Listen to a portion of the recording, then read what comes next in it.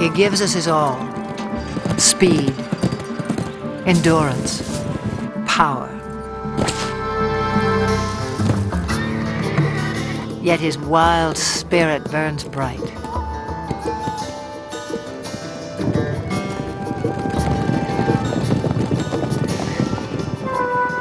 Spark of ancient myth, pride of king and conqueror. He was the backbone of civilization. History was forged to the beat of his hooves. Even now, he still lays claim to the heart, with all the bold beauty that is the horse.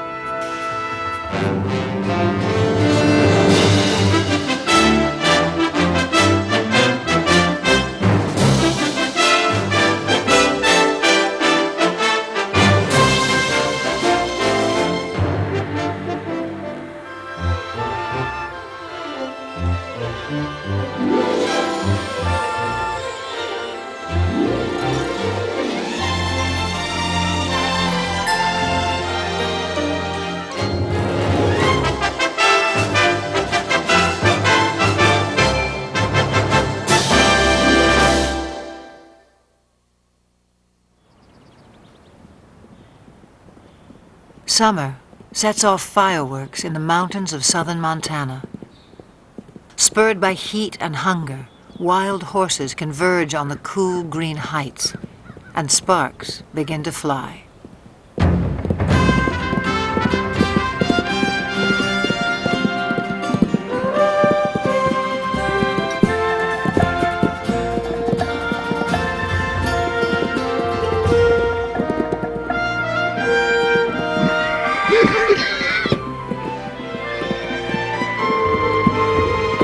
Stallions spar and court young mares in a drama as old as the hills.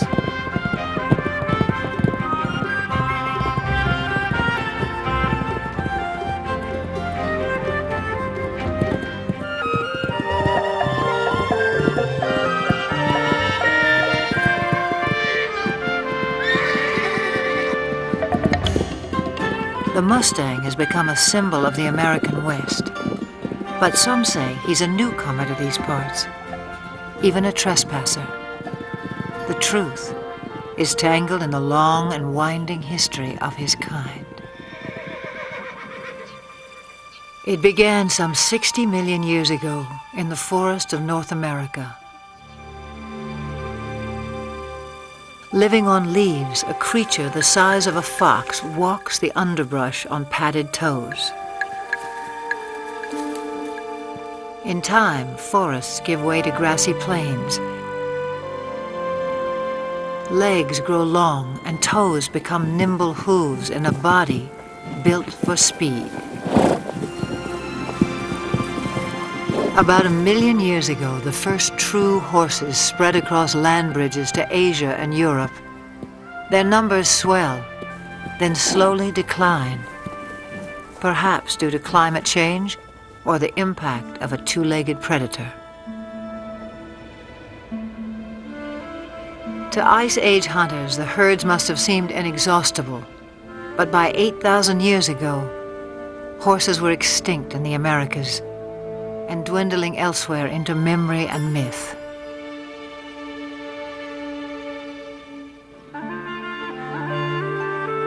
Then somewhere on the steppes of Eurasia, at least 4,000 years ago, the horse inspired someone as more than just a meal.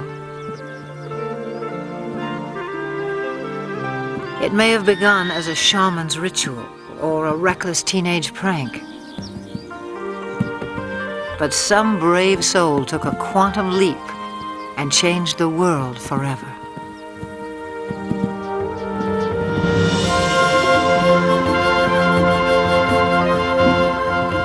The horse utterly changed our sense of distance and speed. He carried us forward in space and time and made our world smaller.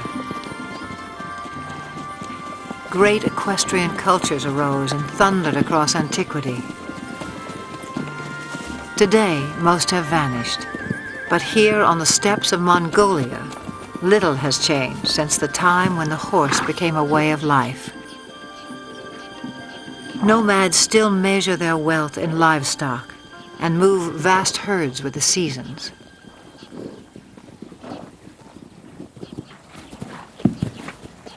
Small but hardy, Mongolian horses endure a harsh climate and grow a thick winter coat.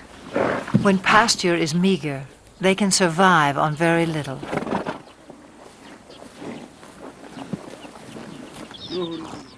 Mongolian nomads also herd sheep, goats, and cows, but horses are their greatest pride. Revered, they are largely reserved for riding and one other important role. Mongolia's national drink, called arak, is fermented mare's milk. Life in the saddle begins early, in keeping with a local proverb. A Mongolian without a horse is like a bird without wings.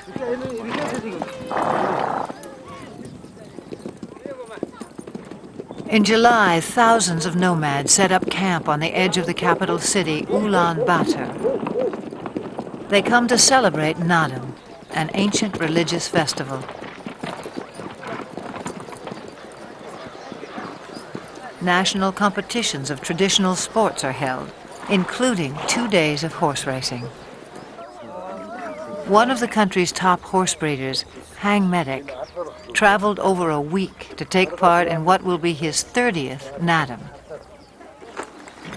From a herd of 400 head, he has brought his 12 fastest horses. Also in tow are his grandchildren. For good reason. Riders must be under 12 to compete at Naadam. Training, however, is no child's play. It's what Hang Medic lives for.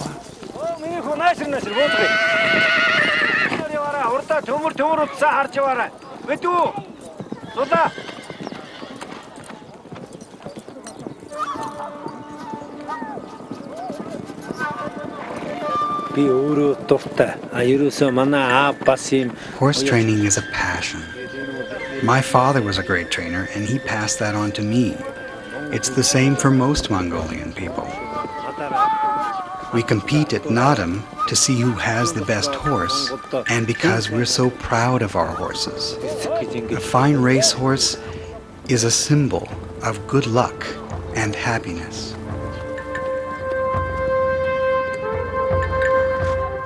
On the day of the first race, preparations begin at dawn. Hats and bright silks will help families spot their little jockeys at a distance. The distinguishing mark of a racehorse is a leather tail wrap, always wound clockwise. Forelocks are also bound. Hang Medic enhances the look with a charm bearing Mongolia's national emblem. He has high hopes for this young stallion. With an offering of mare's milk, Hang Medic's wife invokes the sacred powers of nature to bless horses and riders. A circle of incense purifies. A drop of arak protects from harm.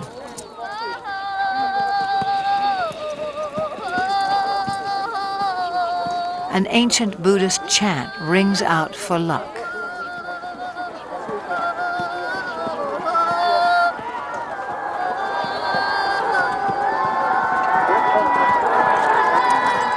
Some 500 riders will compete in the first race. Parents on horseback swell their ranks. By tradition, they circle clockwise at a staging area near the finish line.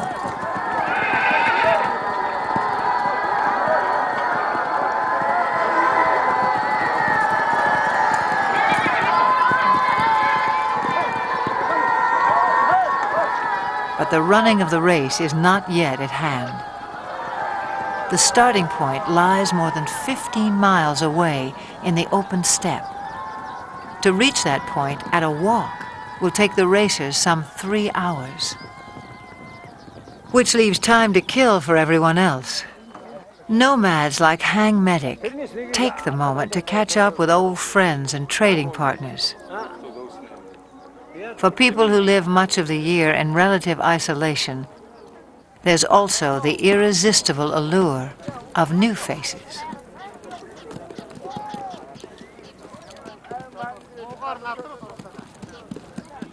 For now, small talk belies the drama that's erupting miles away.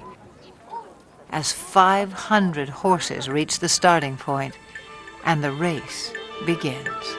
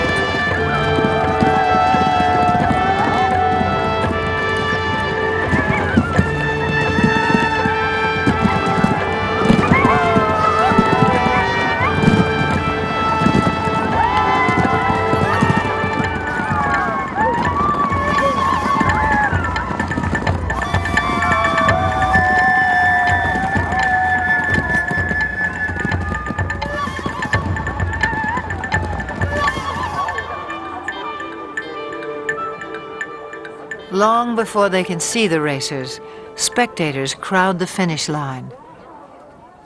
According to myth, the dust kicked up by winning horses showers happiness and prosperity on all those it touches.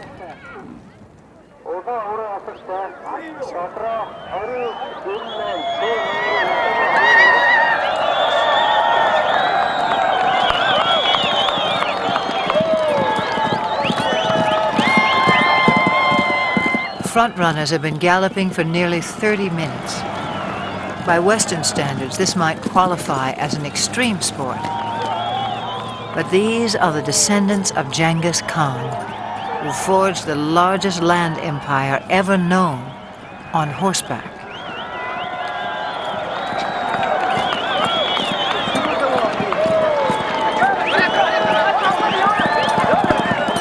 The blue sash of victory goes to the first 5 horses.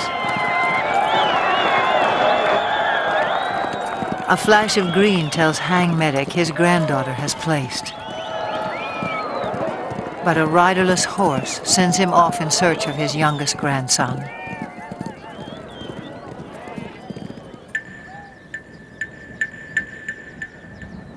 After an initial flurry, racers trickle in for another hour.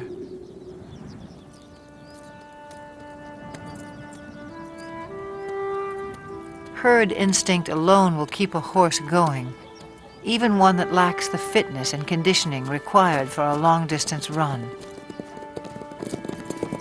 For some, the strain is too much.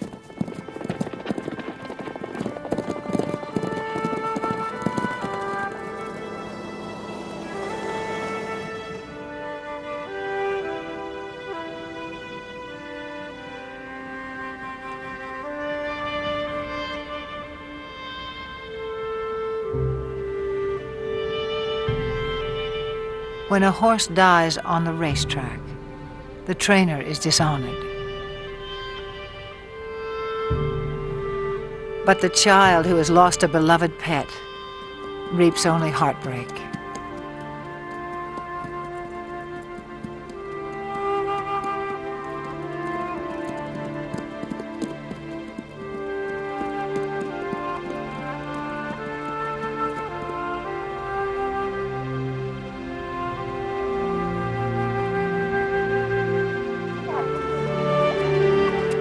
A fall near the starting point dashed the hopes of Hang Medic's grandson. His horse is safe, his bruises minor, but his 6-year-old pride will sting until the races are over.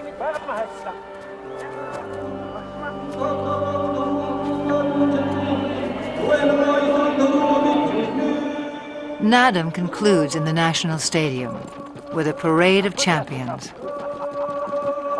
Hang Medic is twice a winner. His grandchildren take 2 of his horses through their victory laps.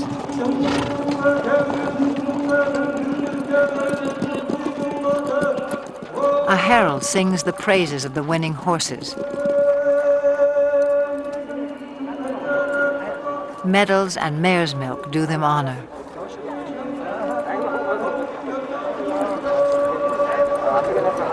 But for each little rider, the highlight is a kiss from the president of Mongolia.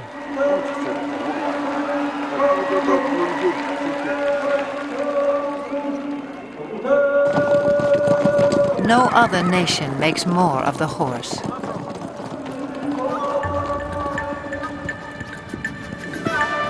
Fiery steed, faithful servant.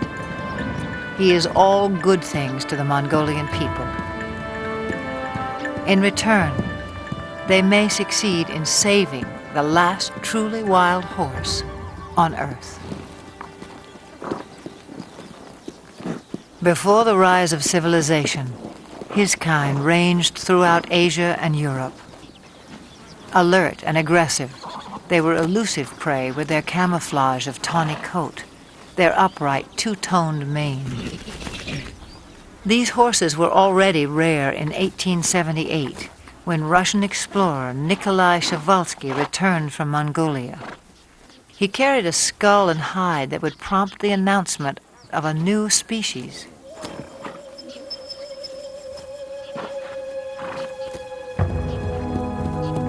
In a race for specimens, stallions were slaughtered to subdue mares. Mares were killed to secure foals. Dozens died en route to zoos and animal collectors in the West.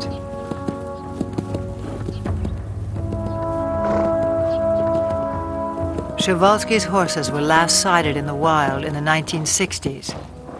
A decade later, fewer than 300 survived, in captivity only. This endangered species was declared extinct in the wild.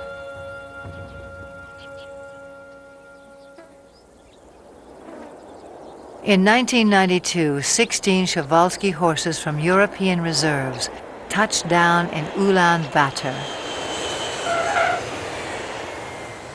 Their journey was the crowning achievement of Dutch conservationists and Mongolian authorities. Transports were blessed with mare's milk as the horses arrived at a nature reserve established in their honor. The homecoming delighted local people. Their name for the horses is Taki. The word also means spirit.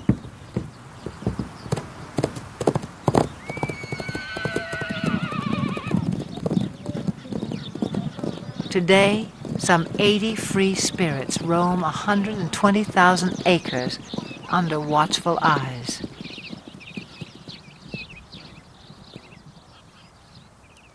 Park rangers closely track the animal's health and behavior. Breeding success is high. 2 generations have been born in the reserve. To increase the gene pool, horses are still brought in from the West.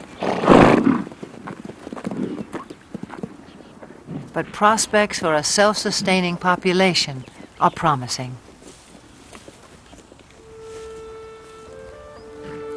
Mongolia's preservation of the Taki seems a fitting tribute to an animal who has given us so much.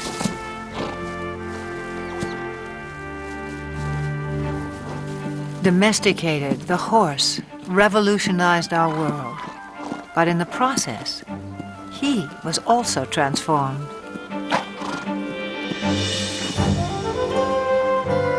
The legendary Arab is just one of more than 150 breeds, some honed for work, some for sport, others for sheer show.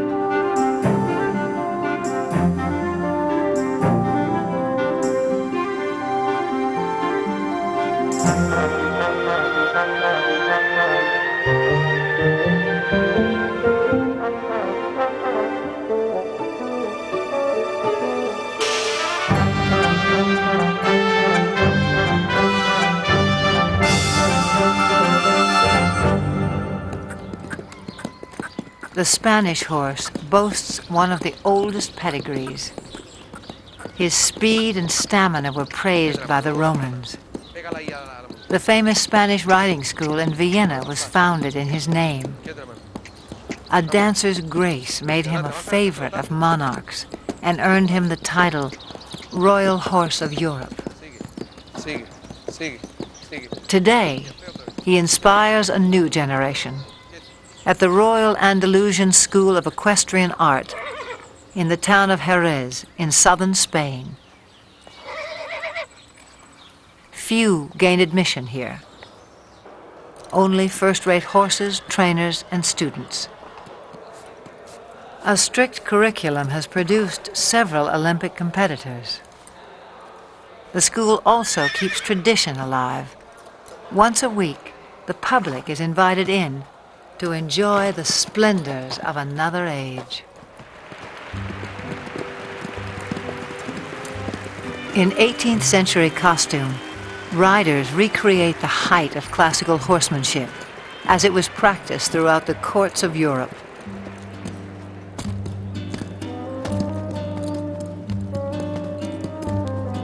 Most spectacular are the airs above the ground.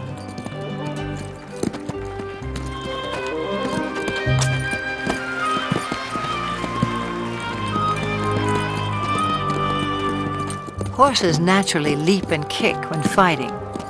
Centuries ago, cavalry mounts were trained to perform these moves in battle.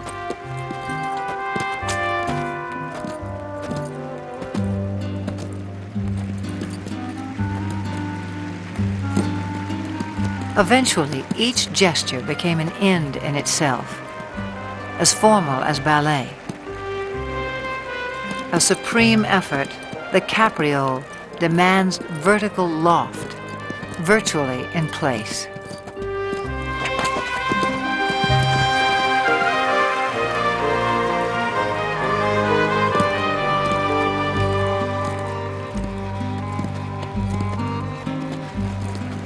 Few can perform this exacting dance with the power and precision of the Spanish horse. The purity of the breed is proudly protected in Spain, yet his bloodlines extend far and wide. For this was the horse who once conquered a new world. Some 500 years ago, Spanish explorers rode upon the shores of the Americas. Some native people mistook man and mount for a single fearsome creature. But soon they would make the horse their own.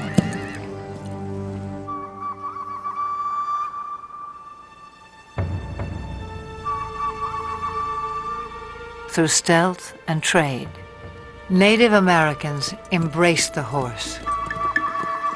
It was said they came to each other like long-lost brothers.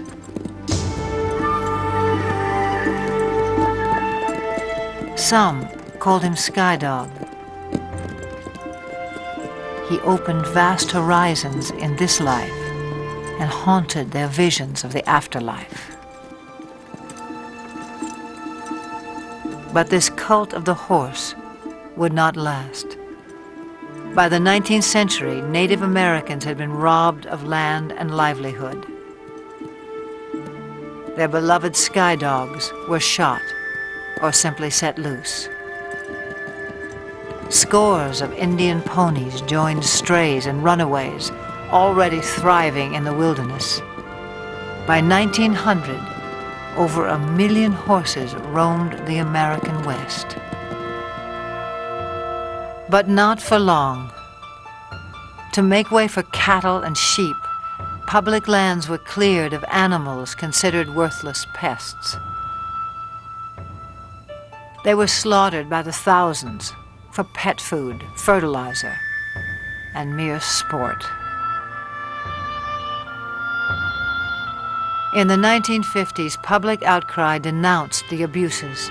Still, numbers had dropped below 20,000 by 1971, when a federal law was finally passed to protect the wild horse as a living symbol of the pioneer spirit of the West.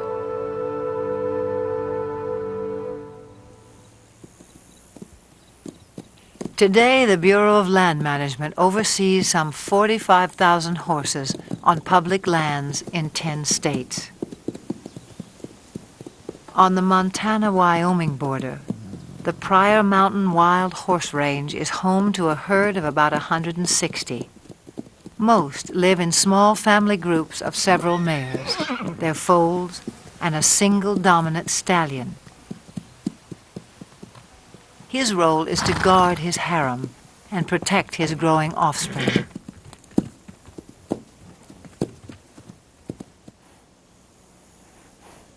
This stallion, known as Raven, is one of the most dominant on the range. A heap of fresh droppings called a stud pile alerts him that potential rivals may be in the vicinity.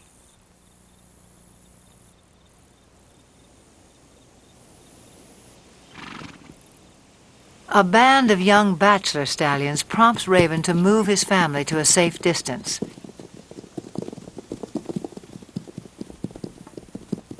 Then he advances on the intruders, and confrontation becomes inevitable.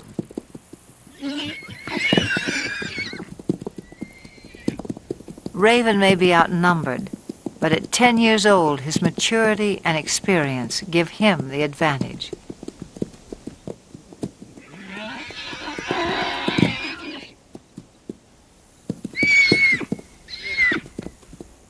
As he enters the fray, his band stays put on the sidelines. Most clashes between stallions are more about asserting rank than inflicting harm, and serious injuries are rare.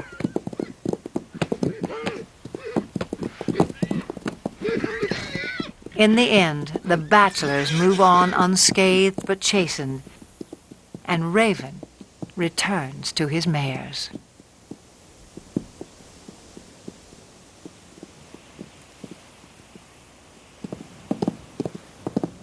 Occasionally, even mature stallions form alliances. A stud named Starman acts as a subordinate or lieutenant stallion to Flash, who has a mare and foal of his own. Flash tolerates Starman's presence, but allows him no access to his lone mare.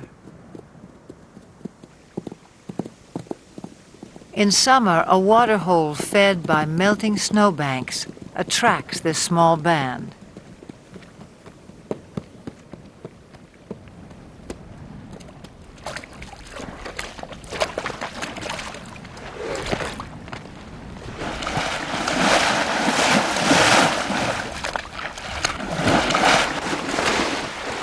The mare enjoys a soothing mud bath, while her 3-month-old foal plays with the idea.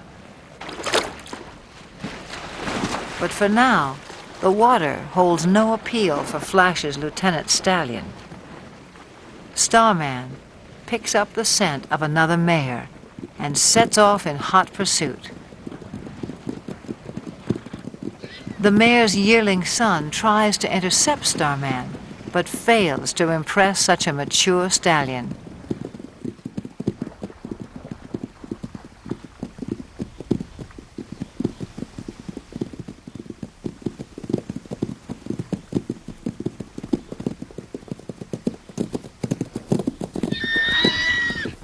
This mare's own stallion must be just out of sight, a boon for Starman. Still, she rejects his advances.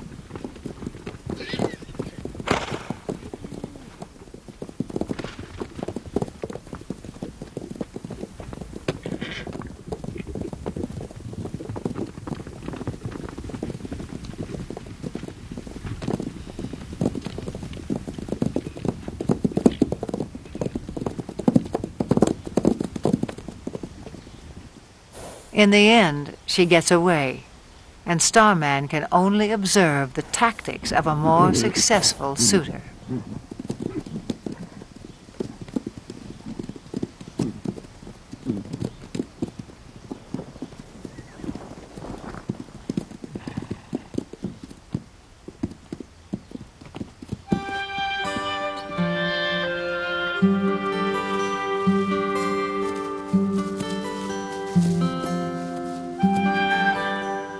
At times, the Pryor Mountains seem heaven on earth for horses.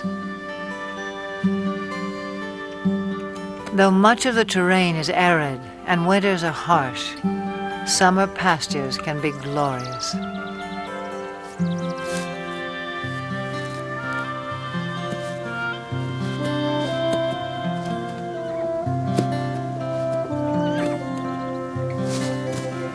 The horses have few predators to fear. Most were eliminated by ranching and land development. With high fertility rates, the horses' numbers can increase by 10, even 20% a year. And that means trouble in paradise.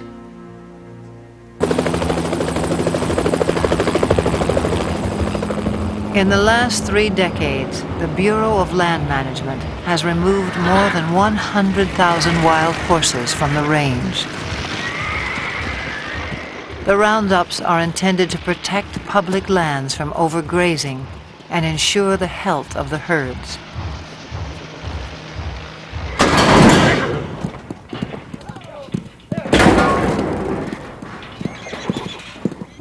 Excess animals are placed in adoption programs, but supply far exceeds public demand. Horses deemed unadoptable live out their days in holding pens. Even now, the fate of America's wild horses remains an open-ended question.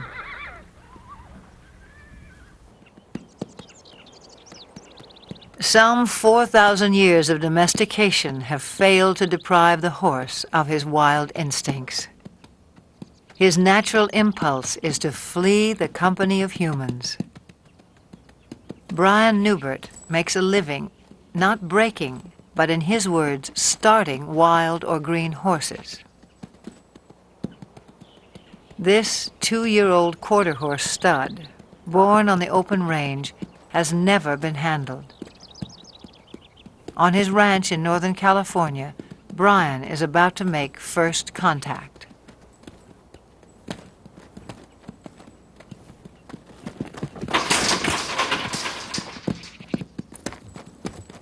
Brian will chase the horse until he turns to face his pursuer.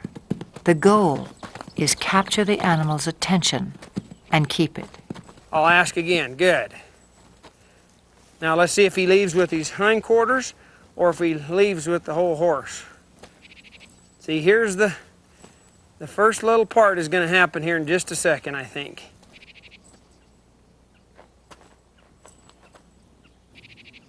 Subtle shifts of body language keep the horse focused on Brian. If his attention wanders, I might see if I can get another step closer. As long as he's doing that, I'll just let that soak in. And I'll take another step. And I'll take another one here. He's having trouble with it, but he's trying.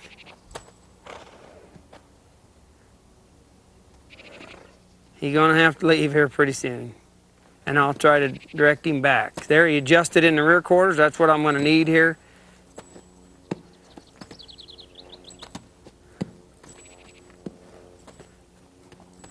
Within about 15 minutes, the young stallion has mastered the maneuver. Now Brian presents a new challenge.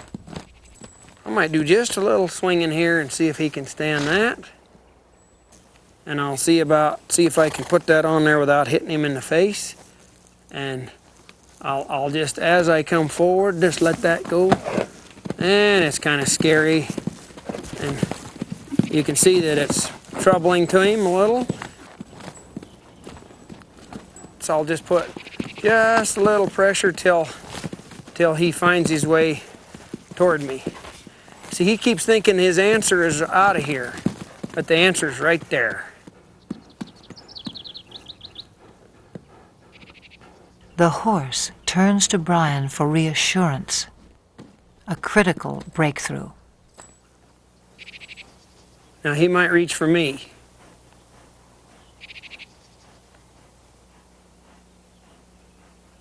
Let's see if he come in here. I'll see if I can get another half a step without scaring him.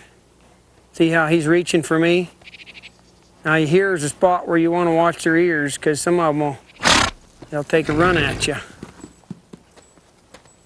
Now I'll just wait here till he reaches. Like that. See him smelling me instead of...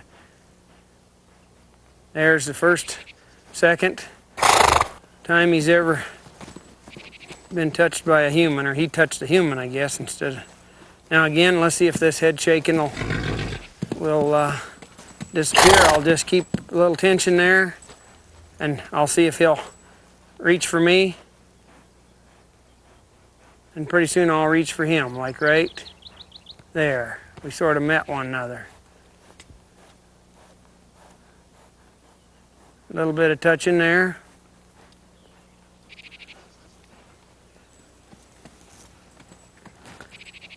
A little bit more here. See, he's finding out he can touch me and reach for me now. In a horse, there's a spot in there where they can just turn loose emotionally. You can see in their eye and their face a change that comes over them. And they'll begin to drop their head and their eyes will soften, and you can just see that they're beginning to trust you. And then you can move right on and really advance then. I'll get my weight shifted back. He's feeling a whole lot better about things now. He's finding out I can touch him and he won't get hurt. Less than half an hour after the first touch, Brian tests the saddle. It's kind of important to swing this on so that it doesn't hit him.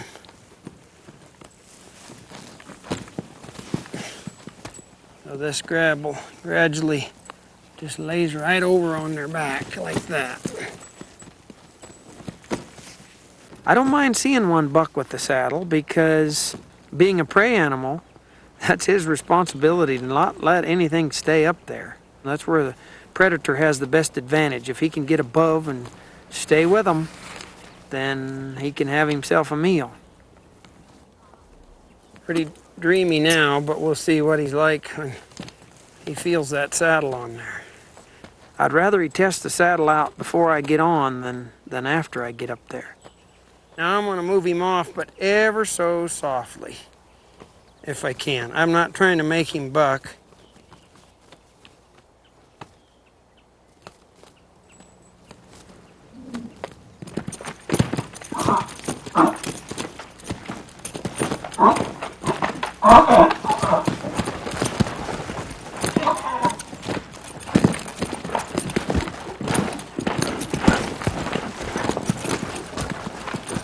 Okay, maybe I'll give him a little consoling. Did you get scared, Bolly?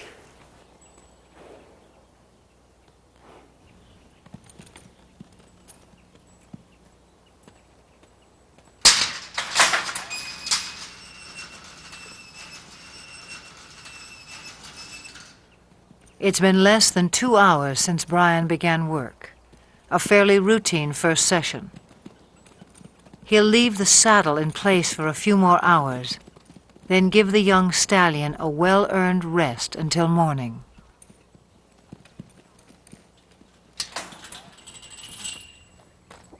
Yesterday's fear gives way to recognition and trust. Today will be another turning point.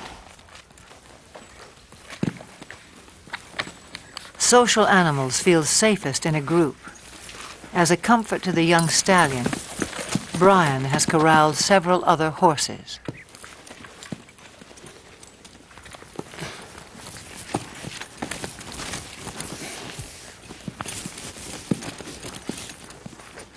See, if he wiggles, I'll just wait here till he stands put. Pet him over here as if it was my leg, and maybe get myself kind of set here before he gets untracked. I might let him go right out that way. And I'll just ask him to go. If he gets set, if he gets scared, wants to run, I'll just try to go with him.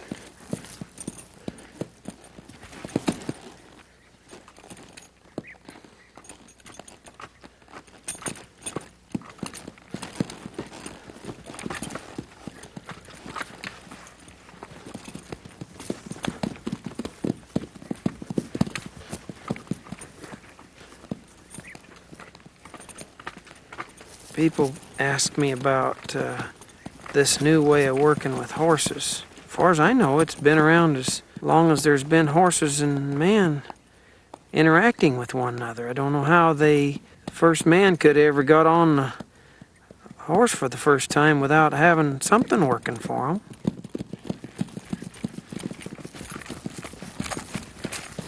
I'll get a little bolder as he gets a little more confidence. I'll ask him here to come back to me with this rein little, and he did. The young stallion's first ride lasts no more than 15 minutes and prompts a simple reward.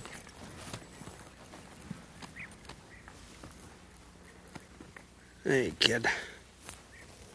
This just kind of soothes them sometimes. Give them a little hugging. This is a place where a lot of them just can't stand you have you that close.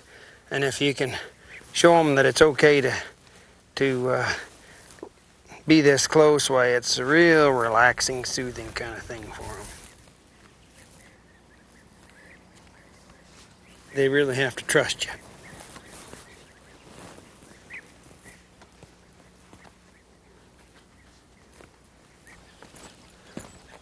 By day 3, it's time to abandon the security of the corral. A whole new life is beginning for the young stallion. He gets to trust me a whole lot more today, I see. And Brian is left to ponder an age-old mystery about the nature of horses. I often wondered how in the world would they allow somebody to get up on their back and guide them around. They'll take us miles and miles till they're totally, tired, pull wagons and pack loads and all kinds of things, when actually they could kick us or hurt us or buck us off any time, and yet they'll just work their hearts out for us if it's presented to them in a way that they can understand. Pretty special animal, really. Special indeed. No more than 60 years before the first moon landing, the world was driven by horsepower. Every sector of the economy relied on him. Transport and trade, industry and agriculture. No creature served us better in the building of civilization or its occasional overthrow. For millennia, the warhorse prevailed in battle. If not for a horse, would Alexander have been great? Who can imagine Attila the Hun or Napoleon on foot. Over 1 million horses served in World War I. Nearly a third died. In World War II, tens of thousands perished in a battle of bullets and bombs. The age of horsepower was over. And yet there are more horses in the world today than during the 1800s, some 62 million. In an age of technology, perhaps we yearn all the more for the touch of something wild.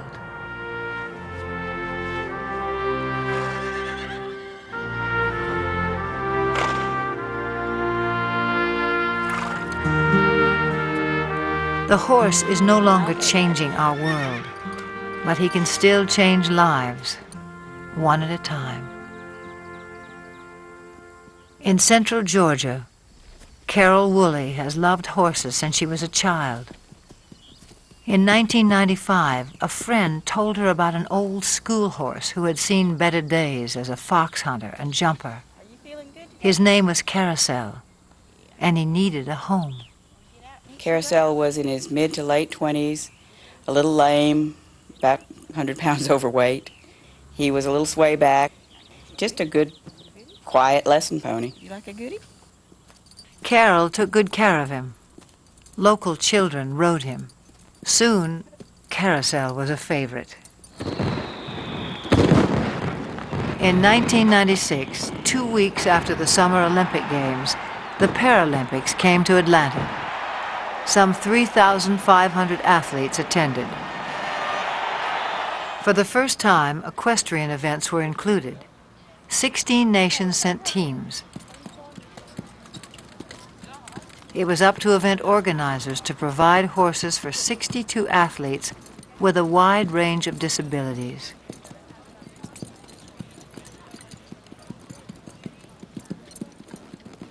Each would be judged on precision, smoothness, and harmony of horse and rider while performing a set pattern in the arena. A call went out to horse owners for calm, well-trained mounts. Carol Woolley volunteered 2 of her younger horses, but games officials were desperate for more. She thought twice, then sent for old Carousel as well. After a checkup, he was quickly put to the test. Now, later in the day, they called him for Denmark, and I met Britta Anderson, who's a very small woman in a wheelchair, and I thought to myself, there's no way she's going to ride this pony. She spoke English quite well, and I asked her, have you ever fallen off a horse? And she smiled and looked at me and says, many times. Far from falling, on the day of competition, Britta and Carousel took Carol by surprise. Anderson of Denmark. Anderson. Britta and Carousel made a connection. He knew exactly what she wanted, and she knew how to get the most out of him. And he loved her. I'm still not sure how she did it, but they were just a perfect match.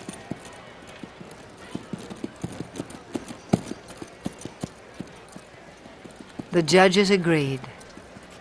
The pair took first place in their division and received the highest score of all the competitors.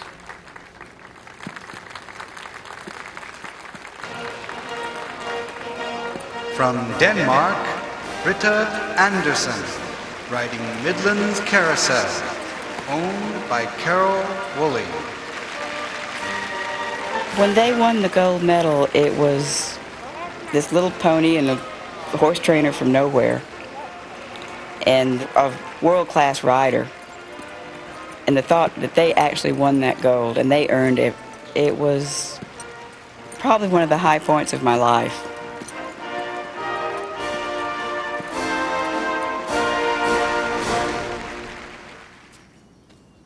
By the time she returned home, Carol had decided to start a therapeutic riding school.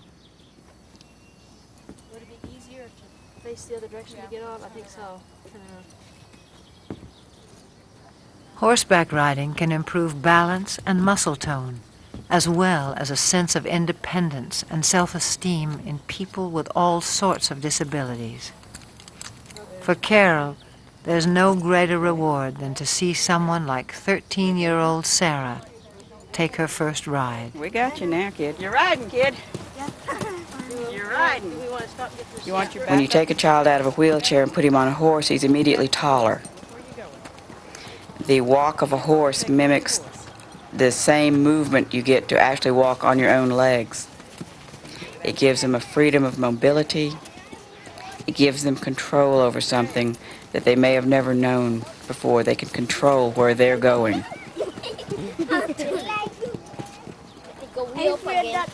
Carol runs the school on grants, donations, and volunteers. And Carousel heads her fleet of gentle horses past their prime. In August of 1998, at a regional show for riders with disabilities, Carol decides to send Carousel into the arena one last time. 9-year-old Sean Donaldson, one of Carol's top students, has never competed before. It's a breathless moment for his parents. Make the old man proud. You got a good horse on him, though. Knows what to do. Young boy and old horse are picture perfect and take a blue ribbon.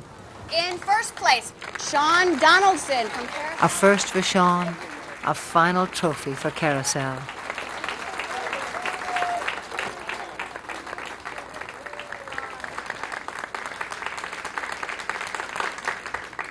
The competition concludes with a ceremony. As a symbol of retirement, Carol removes the saddle from a little horse of unknown breeding who has meant so much to so many.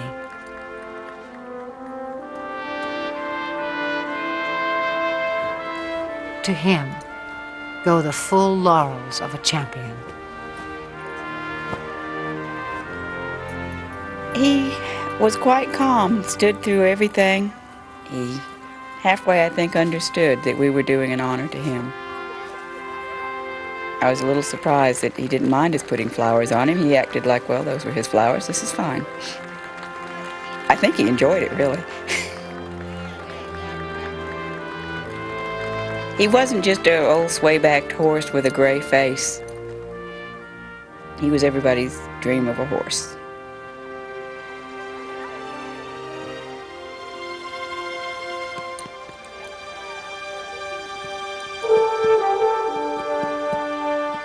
He's served everyone that's ever owned him, every place he's been. He's done everything we've asked him to do, all of his life. To me, he symbolizes all the horses that have worked hard all their lives and have given us so much pleasure. He's a fairy tale of a horse, but there's probably thousands of them out there just like him. I guess he's the poster child for all of them.